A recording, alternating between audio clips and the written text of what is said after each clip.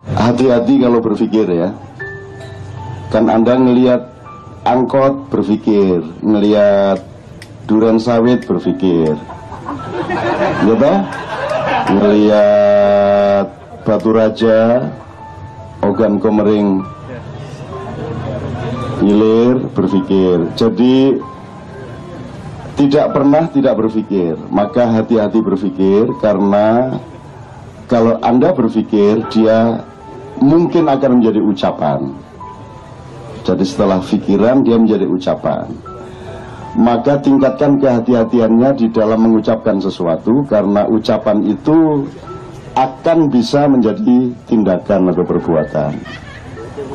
Maka Anda harus meningkatkan lagi keputusan untuk bertindak sesuatu, karena tindakan itu akan menjadi kebiasaan hidup Anda. Kemudian tingkatkan lagi sampai ke tingkat 4. Tindakan hidup Anda ini karena sudah menjadi kebiasaan, maka lama-lama dia menjadi karakter hidupmu, menjadi karakter pribadimu. Sudah menjadi baku, sudah menjadi monumen. Hati-hati, jadi kalau sejak cara berpikirnya sudah salah, maka nanti hasil karakternya juga salah. Maka tingkat kehati-hatiannya ditingkatkan terus. Kalau sudah jadi karaktermu, hati-hati. Dinilai kembali, diregulasi kembali, diidentifikasi kembali, dikritisi kembali karakter yang sudah terlanjur menjadi dirimu itu, karena dia akan menjadi unsur kebudayaan dan bersama-sama akan menjadi kebudayaan masyarakat. Dan kalau kebudayaan masyarakat dibiarkan tanpa kritik atas dirinya sendiri, maka dalam jangka waktu tertentu, waktu akan mengambil keputusan bahwa kebudayaan itu akan menjadi peradaban. Kalau sudah jadi peradaban, Anda tidak bisa merubahnya lagi.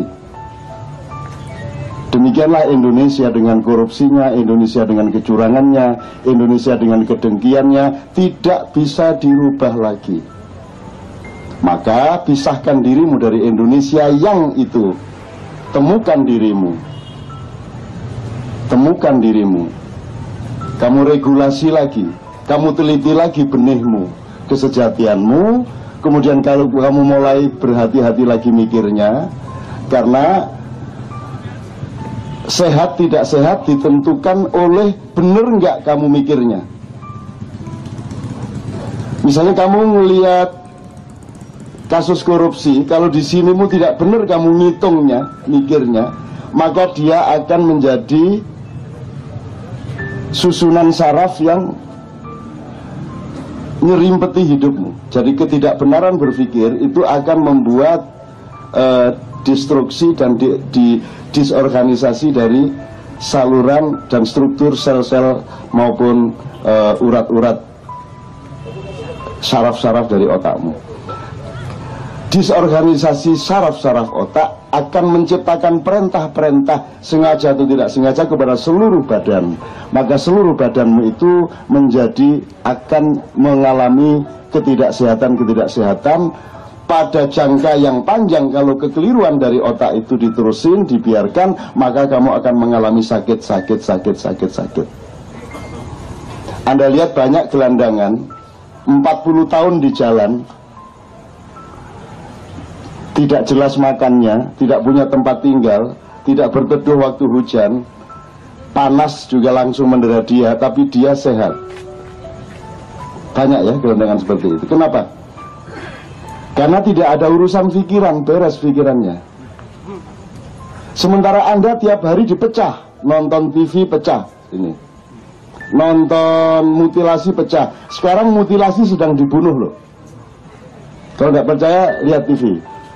Ada kalimat pembunuhan mutilasi, jadi mutilasi sedang dibunuh. Tadi saya nonton TV One itu judulnya pembunuhan mutilasi, mutilasi mesak gitu dipateni. Jadi itu menyusun dua kata aja nggak bisa. Itu berarti ada destruksi serius di otaknya. Pasti dia tidak bisa memproduksi sesuatu yang konstruktif untuk kesehatan masyarakat yang menontonnya. Dan kalau Anda melihat itu tiap hari banyak sekali hal-hal yang memecah pikiran Anda, membuat pikiran Anda menjadi tidak tertata. pernya hidup itu supaya tentram tadi, kalau mikirnya benar. Jadi beliau tadi dapat keputusan hijab itu, pikirannya benar dia, tapi dia belum paham. Tapi dia jelas menemukan ketentraman. Dan ketentraman itu lebih tinggi daripada job yang hilang. Tidak ada masalah. Dan itu tidak berarti jobnya akan hilang, jobnya akan bertambah. Orang salah sangka, disangka kalau mencari Tuhan tidak dapat duit. Kalau cari duit terus tidak dapat Tuhan, kan gitu. Salah sangka, dia bukan persaingan. Tuhan itu bukan saingannya uang. Tuhan itu yang punya uang. Kalau kamu cari Tuhan, kamu dapat lebih banyak uang, kan begitu ceritanya. Betul nggak? Itu cara berpikirnya. Nah, cara berpikir kita selama ini di Indonesia salah toh. Disangka Tuhan saingannya iblis, disangka Tuhan saingannya uang, disangka akhirat saingannya dunia. Saya tanya, akhirat bagian dari dunia atau dunia bagian dari akhirat? Itu juga belum tentu benar loh, nanti kalau tak kejar loh. Ada buku tadi saya diceritain oleh Ali, ada buku The Power of Now, kekuatan kekinian, kekuatan sekarang. Saya ditanya, Cak, gimana, setuju nggak sama kekuatan? Pokoknya yang penting itu sekarang. Yaitu kan untuk orang-orang Amerika yang linier, orang Barat yang berpikirnya lurus, yang tidak jazzy. Kalau orang jazz ditanya penting mana, masa silam, apa masa sekarang, apa masa depan? Gimana jawabnya kalau orang jazz? Tak tentu. Lu, kok ada kategori begitu? Suku kata yang barusan saya ucapkan, dia sudah bukan sekarang kok, dia sudah menjadi masa silam kok. Sekarang sesungguhnya tidak pernah ada kok. Begitu saya lakukan, dia langsung menjadi masa silam kok. Tinggal satuannya menit, apa detik, apa sekon, apa lebih kecil dari itu, semua menjadi masa silam. Jadi kalau orang mengerti jazz, tidak akan punya rumusan sekarang atau kemarin atau besok. Kalau memang harus menjawab gini, ya sudahlah, yang kemarin aku sekarangkan. Betul enggak? Seluruh masa depan aku kinikan. Bisa enggak? Aku tanya, Bung Karno itu sekarang apa dulu? Nah, tergantung keputusanmu. Sekarang kan Bung Karno. Aku tanya, Muhammad itu dulu atau sekarang? Nah, kalau kamu menganggap Muhammad kemarin, dia sudah nggak usah Muhammad, nggak usah Islam. Karena Muhammad itu sekarang banget. Kapanpun sekarang berlangsung, dia di situ. Kapanpun sekarang itu, apakah sekarang itu besok atau tadi atau kemarin, dia tetap di situ, kan gitu.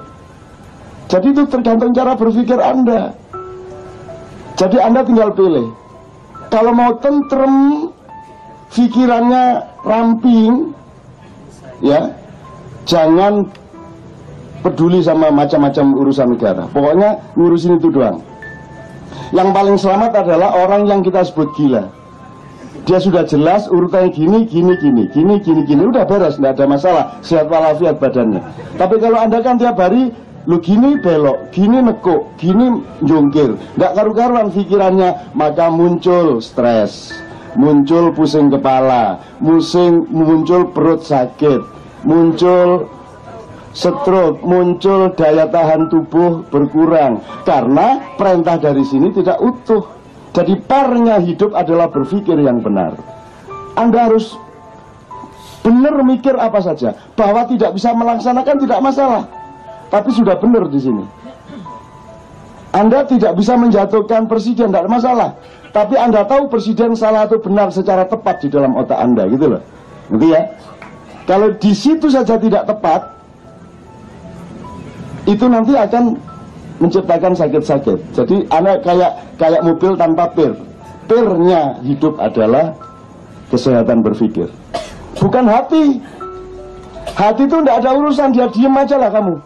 Hati itu tugasnya cuma satu, bertapa. Orang bodoh adalah yang hatinya kesana kemari, ngelirik rono, ngelirik rining, ngelirik rono, pegatan meneh, jelungkas rabi meneh, Iwan. Kayak saya itu loh, rabi situ ikut dok. Gitu loh. Itu teman sekalian ya. Jadi ini soal berpikir ini tolong nanti. Itu sejak di pikiranmu kok korupsinya itu. Ya enggak, Ben? Sejak di pikiranmu, mutilasi. Emang apa yang tidak dimutilasi di Indonesia? Kamu pikir SBY jadi presiden itu benar-benar dia presiden dalam pikirannya? Benar? Presiden itu definisinya adalah di dalam dirinya penuh kepentingan rakyat, kepentingan dirinya hampir tidak ada. Betul enggak? Itu definisi presiden.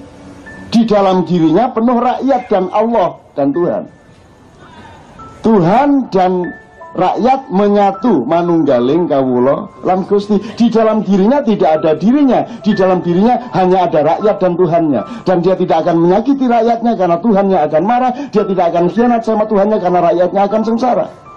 Aku tanya, siapakah yang ada di dalam diri presidenmu? Keluargane, partene, kan begitu. Ketika Anas membuat fakta integritas, kepada siapa dia berintegritas? Kepada partainya kan? Seharusnya Anas integritasnya kepada siapa? Kepada rakyat, bukan kepada partai. Partai itu alat untuk mengabdi kepada rakyat. Kesetiaanmu bukan kesetiaan kepada partai. Begitu kamu jadi presiden, kamu tidak boleh punya fungsi apapun di partaimu. Ketua Dewan Pembina nggak boleh. Kamu konsentrasi jadi buruhnya rakyat. Nah ini saya bukan ngecam presiden, saya menunjukkan pikirannya nggak bener. Kan begitu. Kalau pikirannya nggak bener, produknya seperti itu kan tadi saya bilang. Hati-hati berpikir karena pikiranmu akan jadi ucapan. Hati-hati mengucapkan sesuatu karena ucapanmu akan jadi tindakan. Hati-hati bertindak karena tindakanmu akan jadi kebiasaan. Hati-hati dengan kebiasaan tindakanmu karena dia akan menjadi kebudayaan. Dan kalau kebudayaanmu itu terlanjur keliru sejak dari pikiranmu, kamu biarkan dalam waktu yang terlalu lama, maka dia menjadi peradaban. Ibaratnya watu wis dadi akik, wis angel iku akik iku diapa-apakno. Gitu loh, Rek.